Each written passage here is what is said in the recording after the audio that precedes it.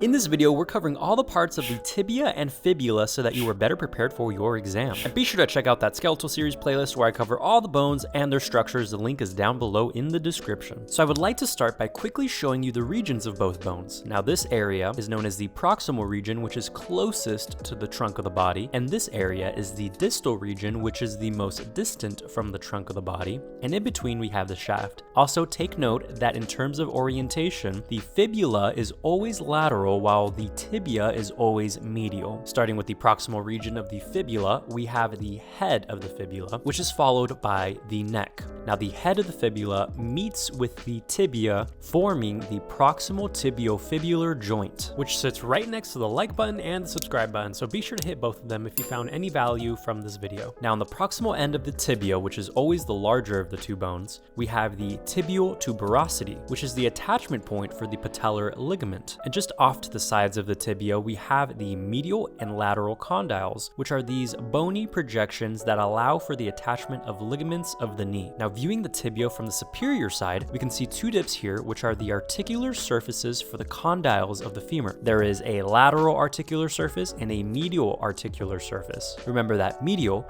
refers to closest to the midline of the body, and lateral means furthest away from the midline of the body. Okay, now moving down the shaft of the tibia, we have the anterior border, also referred to as the anterior crest. This large ridge provides the attachment of deep fascia of the lower leg. Now moving down to the distal region, this structure on the tibia is referred to as the medial malleolus. On the fibula bone, we have a similar structure referred to as the lateral malleolus. This articulation between the fibula and tibia is referred to as the distal tibiofibular joint. Here, the distal end of the fibula meets the fibular notch of the tibia. Now that you know the important structures of both bones, you are now ready to watch the practice quiz video. You can click on it here on the upper right hand corner and it comes with a free PDF document that has all the questions on there. Thank you guys so much for watching, liking, and subscribing. Continue studying, guys. Continue doing great things, and I'll catch you all on the next one.